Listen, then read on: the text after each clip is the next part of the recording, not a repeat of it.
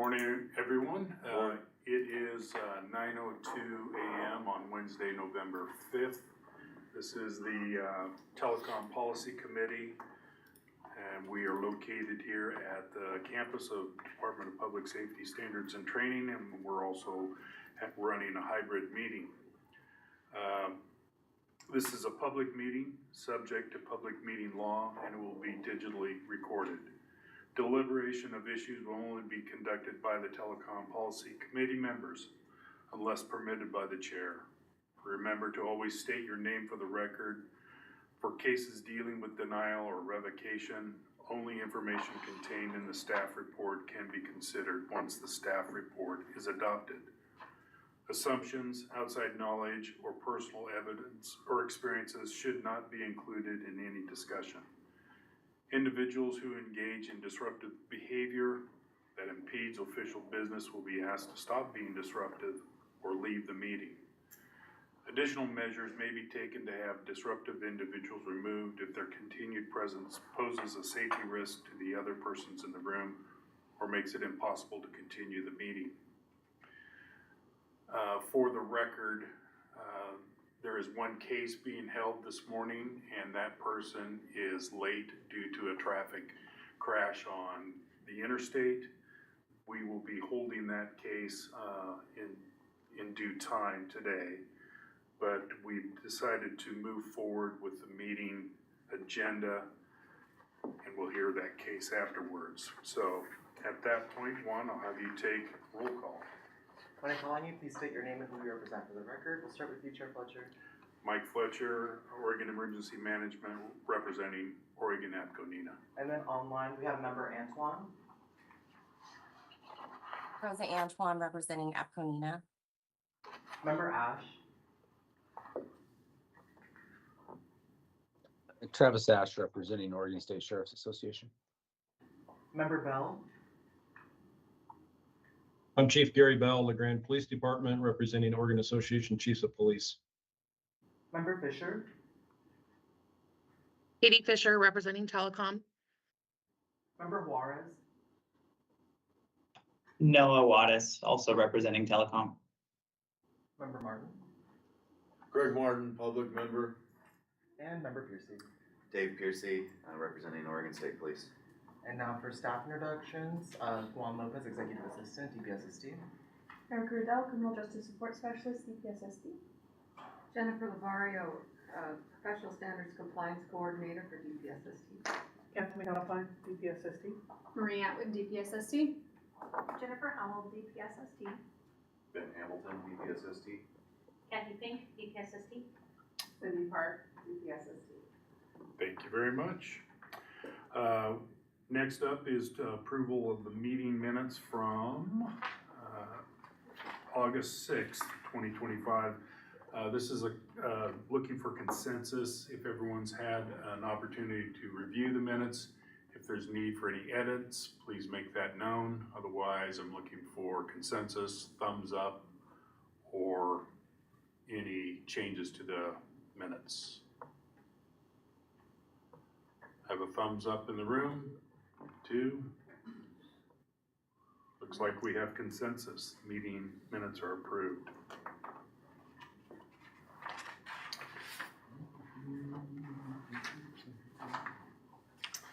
So I think at that point, is there any other business that we can accomplish here? This is Marie Atwood for the record. Item number 4 on today's agenda is nominations for the Applicant Review Committee. There is, or will be, I should say, on November 20th of this year, a vacancy on the Applicant Review Committee for the position that is currently held by Chair Fletcher. You've spent 1 year term of your available 2 terms, so you are eligible for a second term. If anyone would like to nominate Chair Fletcher or anyone else for the Telecom Policy Committee position on ARC, now would be the time to do that. Member Antoine, I nominate Chair Fletcher for a second term. Dave Piercy, second that nomination.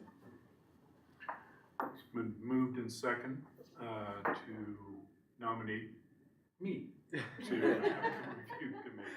Is there any discussion? Hearing none, we'll call for the vote. All right, we are voting on a motion to nominate Chair Fletcher to the Applicant Review Committee. Chair Fletcher? Aye. Committee Member Antoine? Aye. Committee Member Ash? Aye. Committee Member Bell? Aye. Committee Member Fisher? Aye. Committee Member Juarez? Aye. Committee Member Martin? Aye. And Committee Member Piercy. Aye. Motion passed. Thank you very much. Any other agency updates we could accomplish? Kathy McAlpine, Deputy Director for the record. On behalf of the Director, who is at the Medford Public Safety meeting, so got a good travel. I'll just give you updates. Obviously, top of mind, as we've been telling most committees, is the statewide budget reduction exercise that every state agency has had to do. We've completed ours, submitted it to the CFO, and now finally on with the LFO for the, I think, January, February session. You know, it's, for an agency our size, to do a 2.5 and a 5 would have significant impacts both to the agency and thus to our constituents. So we are on, like every other agency, on standby mode to see what, if any, impacts that we have. And again, still trying to focus on quality and safety, the programs that we provide. So stand by on what that looks like for anybody. Also, at this time, for the next several months, we are pretty much busting at the seams. We're running 4 police academies with the corrections. We have a kind of a modified 20 classes, all PPB officers. And then we have a full 45 class for OSP, and then of course our other basic police. Then we have corrections, and we just finished telecom. So it is full, but at the same time, a lot is happening. And I think that, unless there's any questions by anybody, happy to answer it. That concludes our updates. Mark, for the record, I have a question, and I don't know if you're the one to answer it, but back when I served on the policy committee before, we had to do like respectful workplace training online. Is there anything in 2026 we are expected to complete like that? Yes. Yeah, you will still have your annual discrimination, harassment, workplace notifications through Workday. And I know, Member Martin, that you are usually not connected, so we'll have to look and see for you when that's due. Okay, And I don't have a problem I'll turn with it it. over to Director Atwood on how we might communicate, but I can that come is in still here in to do place. it. Okay, thank you. Yes. That's great to hear. Marie Atwood for the record. We will be, in communication at the beginning of the year with members of the policy committees and board with any updates or essential trainings that are going to be required. Thank you. Any other updates? The only other update we have on the professional standards side of things, I guess at least since our last time that we met for the policy committee, is that we have 2 work groups that have kicked off or are in the process of kicking off. The one in particular that's of relevance to this group would be our moral fitness work group. We are doing a ton of work on correcting, clarifying, and amending some of our Oregon administrative rules that pertain to professional standards for public safety professionals, including those in telecom. So as that work group kind of finalizes a lot of its processes, we will be probably doing a presentation regarding any pertinent updates in the upcoming quarter. That's all I have. Anything from you, Kathy? I could give an update. Go ahead. Kathy Fink for the record. As Kathy McAlpine mentioned, telecom just finished up in October. Our next class starts in December. At the previous meeting, I talked about a change we were making involving coordinating telecom training in the village with some basic police. We've ran 3 classes through that. It was very successful. Really good feedback from all the students on both sides about things that they were learning, and just kind of that advantage point of being able to see live some of the things that were happening and training together. And so we have just made a change to the future telecom coordinate, or the telecom calendar to include, kind of a forced layover to match up correctly with, basic police classes training, because a couple of these we had to modify a little bit, they didn't quite align correctly. So we've done that so that this can be kind of a permanent step in our training program. Beyond that, we're currently looking at some additional ways to filter in more call taking practice here at the academy. A lot of it has to do with how much volunteer staff or training staff we can have on site for that. So we're looking at maybe some technology programs as well that we can incorporate into that. Making some curriculum updates due to feedback from instructors and students from our last curriculum, which was put together in 2019.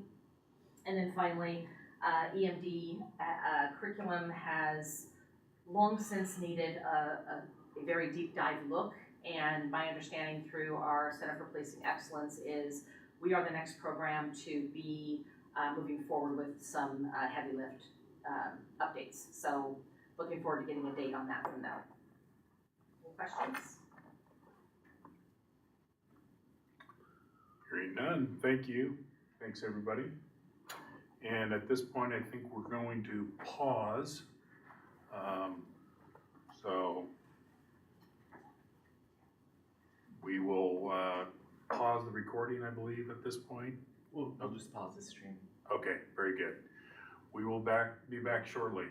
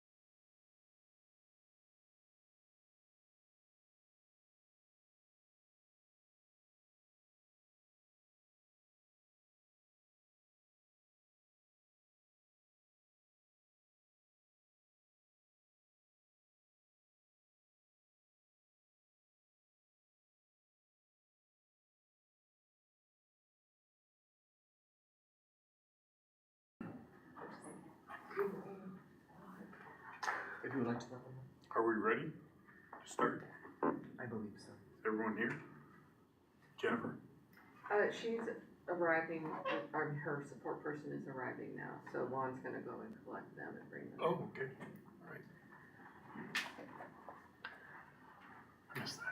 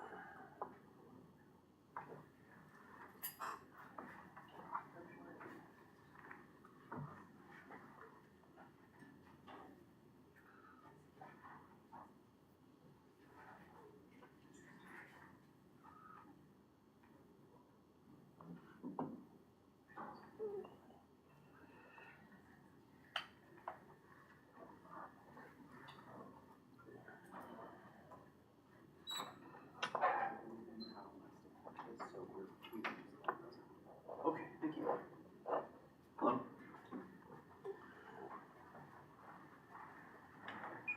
Right there, where it's labeled speaker.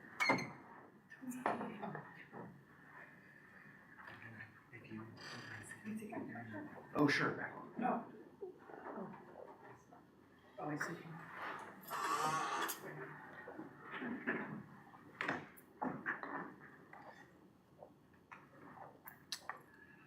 And we have all the committee members back. That's awesome. And we are recording? Yes. Very good. All right. Good morning again, everyone. It's 9:41. We're reconvening. And at this point, we are conducting a professional standard case review of Kathleen Williams. And I will turn it over to Jennifer Lavario. Thank you, Chair. Jennifer Lavario for the record. The case before the committee today is that of Kathleen Williams, as was just mentioned. I do want to correct the record before we go forward. The ineligibility start date in your report packets is incorrect and should reflect the date of the board's review, which will be January 22nd of 2026. That has been corrected here, it's just not corrected in the packet. Okay, so the department opened a professional standards review after discovering past criminal disposition when Kathleen Williams was applying for intermediate and advanced DPSST certifications. This criminal disposition had not been previously reviewed by DPSST nor reported until Ms. Williams applied for upper level certifications. On July 13, 2008, Ms. Williams was pulled over for erratic driving, resulting in a driving under the influence investigation. During this investigation, Ms. Williams submitted a breath test that measured 0.14% blood alcohol content. On July 18, 2008, Ms. Williams was charged, pled guilty to, and was convicted of driving under the influence in Clark County, Washington District Court. Ms. Williams has been employed with the Portland Bureau of Emergency Communications since 2003, was employed at the time of this incident, and is currently employed with them. The department's review determined that Ms. Williams violated the board's moral fitness standards for misconduct. Ms. Williams engaged in misconduct when she pled guilty to and was convicted of driving under the influence in 2008, a criminal disposition as defined in Oregon Administrative Rule. Thank you. Chair. Thank you. Again, Ms. Williams, thanks for being here. It was a challenge getting here, I understand.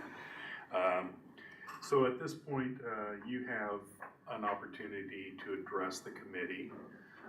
There are some rules for the committee members to remind everyone this is just Ms. Williams' time. There's no opportunity for questions or comments. You have 5 minutes, and Erica is the official timekeeper there, and she'll set the clock, and when you're ready, you may begin. Okay, hi. apologize for being late. It was a little bit challenging getting here. My name is Kate Williams, and I work for the Bureau of Emergency Communications in Portland. I've been employed there since January of 2003 as a dispatcher, and on July 13th of 2008, I did make a serious mistake. I was pulled over for drunk driving in Clark County, Washington on I-5, and I did plead guilty. I was unable to do a diversion due to my work schedule. I worked nights and weekends at the time. I was pretty low in seniority at the time. We had about 100 dispatchers that worked there, and I was pretty low in seniority. So I was unable to do a diversion. I think it required 3 or 4 weekends, so I was unable to get that time off. So I did plead guilty.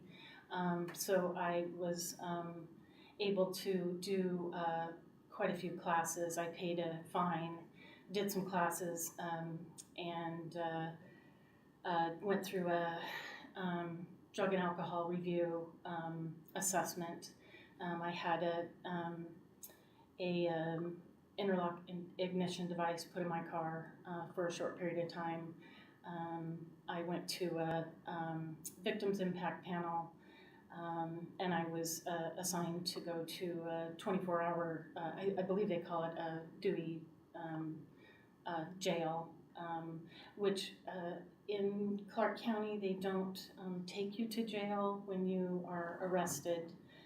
You go and are assigned this Dewey jail for 24 hours, and you go to a 8 or a 10-hour class during the day, and learn all sorts of things about being on probation and the cost of your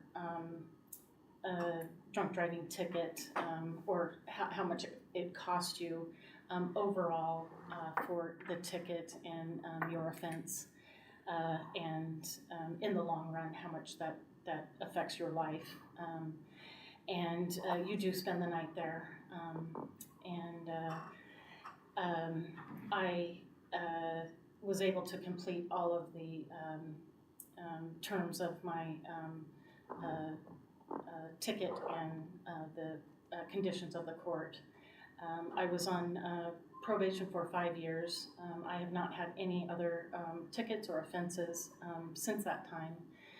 I continue to work for BOEC, and I have applied for my intermediate and advanced certifications. And as Jennifer said, in that process, I was required to fill out the form indicating that I was charged and convicted of this crime. So that's why I'm here. And I wish to continue working as a dispatcher. I have about 6 years left and want to continue my work in public service. I'm also a volunteer with TIP, Trauma Intervention Programs of the Pacific Northwest. I've done that for about 10 years.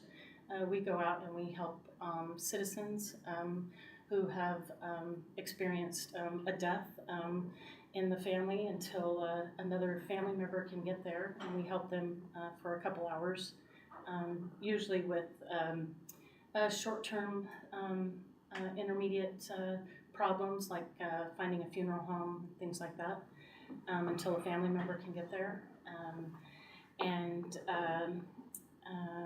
In the meantime, I do that about one weekend every 6 weeks from Friday night to Monday morning.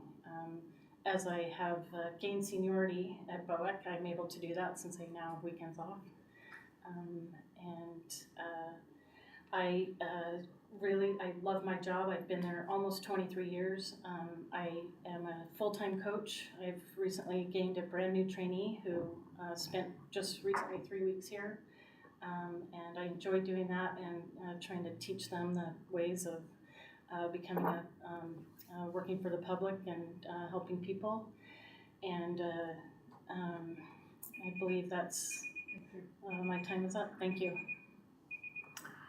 Thank you. So, for the committee at this time, sorry, Mike Fletcher for the record, at this time, we're going to look for consensus to adopt the record or return the case if the committee seeks additional information. So at this time, I'm looking for consensus, thumbs up, or comments to return. Two thumbs up here. Thank you, and I believe we have consensus to adopt the record as needed or as presented. At this time, we're going to discuss aggravating or mitigating factors. Open up for discussion of the committee members. Please remember to state your name for the record. Martin for the record. I found two issues. First is 2008 DUI, and the second was not reporting it to DPSST. It was my understanding at that time, back in 2008, that we pretty much thought the agency would report it, but I find it aggravating that she didn't report it to the agency. And they would have had the opportunity to tell her, hey, you need to report this to DPSST. But the other thing about the agency is they run lead checks on a regular basis. Why didn't they catch this and encourage her to report? So I think it's aggravating that she didn't report it to the agency. You know, she believes she's earned the intermediate and advanced certification. That tells me that she should have known better. It's aggravating that the standard in 2008 was 0.08 for a blood alcohol level. Hers was 0.146, almost double. It is mitigating though that she cooperated with the officer and the courts and followed through with everything. I commend you for being here and addressing us. Thank you for that. And reading your written letter to us as well. So I guess if I was to make a recommendation to take any action, it wouldn't be on the certification, but I would grant intermediate but not advanced. Thank you. Thank you, Mr. Martin. Any other input from the committee? Sure, this is Chief Bell for the record. Look, I reviewed the information that we just approved for the record in detail, and the only information that I have, I believe, is mitigating. You know, as unfortunate as it is, the record demonstrates that the agency did not have clear guidelines for reporting at the time that this occurred. It's also unfortunate that they don't have any records to show or any way to really demonstrate how they handled it or would have handled it inside the agency. It appears that their policies were unclear. I do not feel like we can hold her individually accountable for not reporting to her agency if her agency did not have clear operating rules or policies that identified what she was supposed to do. It appears to me, based on the record, that she did exactly what she was supposed to do and on time in terms of the consequence for the DUI. I also find it extremely mitigating, heavily weighted, that these years later, when she applied for advanced certification, that she put that on her application, the criminal history component. And so the only thing I see, as unfortunate as it is, I think the departments, like the department's rules were different then. The agency she worked for, it's unfortunate that they didn't have clear employee rules related to that. But in regards to this particular employee, I find that, I mean, she appears to be a fantastic employee for her agency. She's in a supervisory leadership role. It looks like she's really doing well. I don't find that there's any dishonesty anywhere. And so the only thing I see is mitigating. And I think that it would be really bad form on our part these years later to take any kind of action that would be detrimental to her service, both to her agency and the community she's serving. That's all I have to add. Thank you, Chief.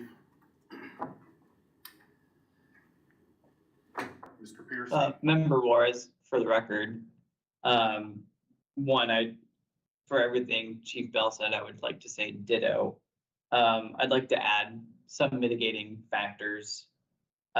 She had several letters of support from several different areas. One, her agency, they still support her and vouch for her character.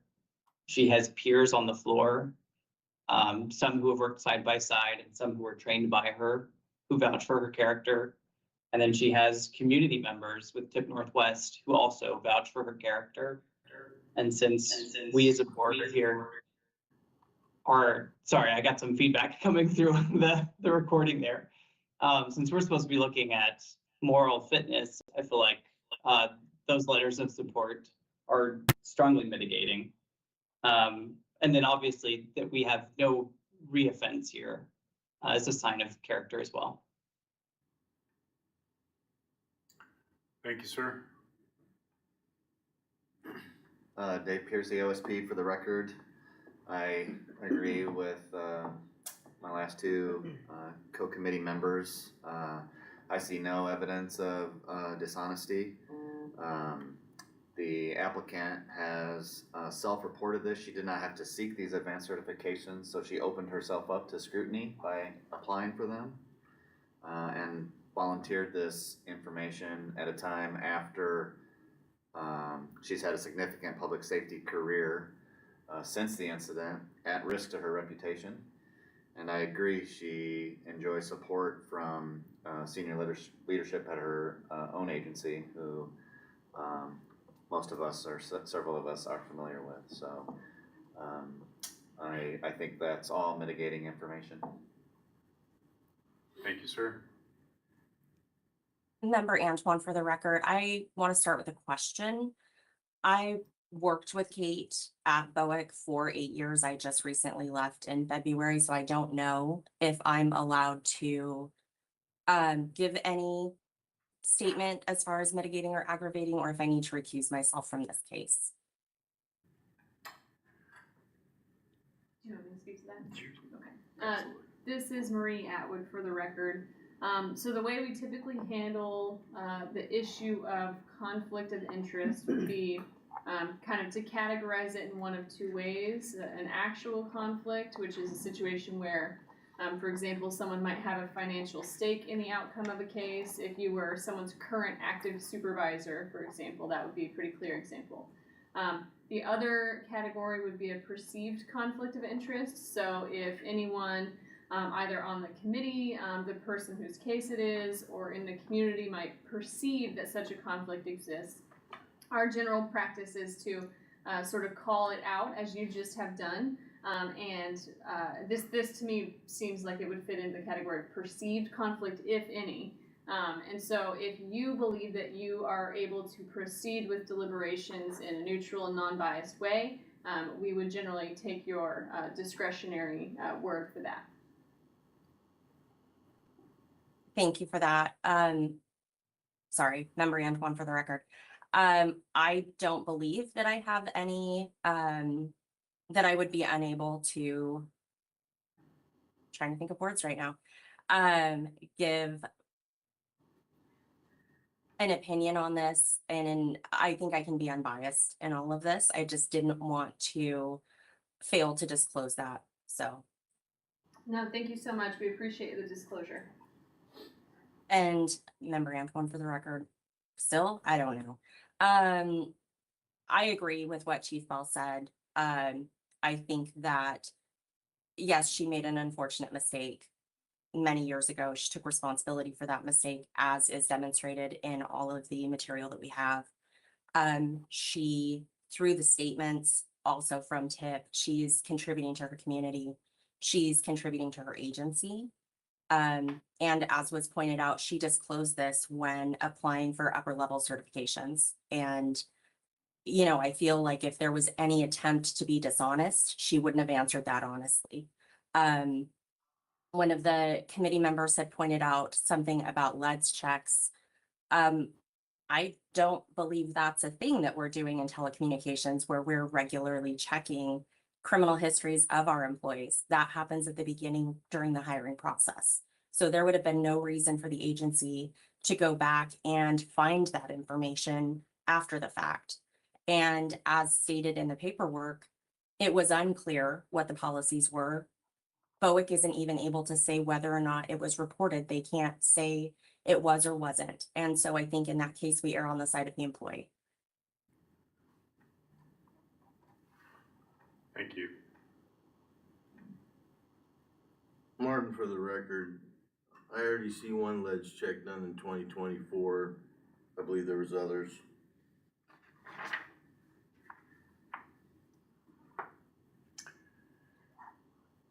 Is there any other comments from the committee members? Another one in 2020. Martin, for the record. Thank you. Ms. Lavario, do you recall the factors? Sure. Thank you, Chair. Jennifer Lavario for the record. What I have for aggravating is this was a 2008 driving under the influence conviction. That not reporting it to DPSST for one member was aggravating. Also that she perhaps should have known better, and that her blood alcohol content was close to twice the legal limit at the time. For mitigating, I have that she's finished, and this is several members have said the same thing, finished all court obligations. The guidelines has been mentioned for how to report at the time weren't very clear. Therefore, it can't be used against her. She did what she was supposed to do. This is years later, and she, self-reported on her application for advanced certifications that she had this criminal conviction, which opened her up to scrutiny. She's a fantastic employee at all counts. She's involved in training and supervision. There was no dishonesty associated with the case. She has several letters of support, not from her agency, from her peers, and from the community. Also senior leadership support. There have been no reoffenses since this occurred. And that's what I have. Martin, for the record, I would add mitigating that she appeared before us in person and with the letter. And I withdraw the not reporting it to the agency because of their unclear policy.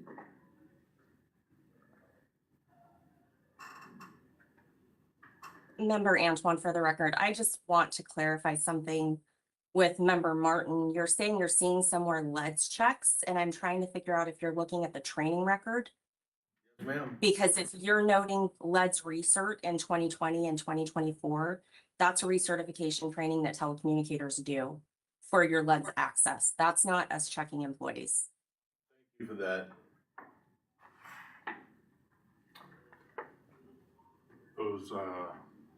Those have been noted. Thank you.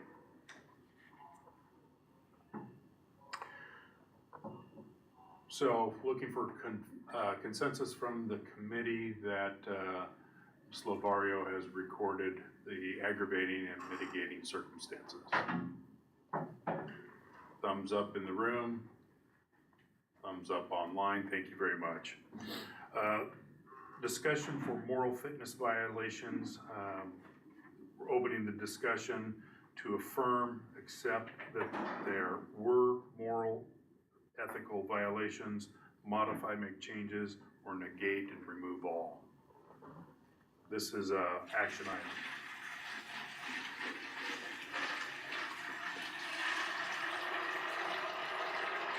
Seeking clarification from the committee to affirm, accept the record as is, modify, or negate.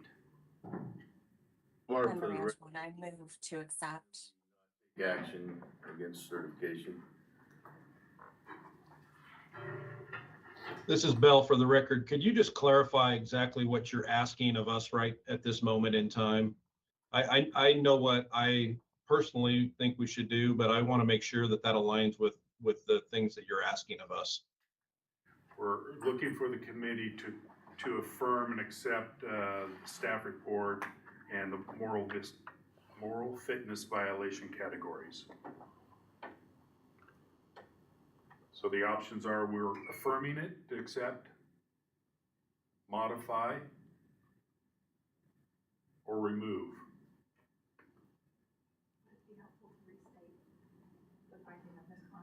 Member Juarez, I move that we accept it. Okay,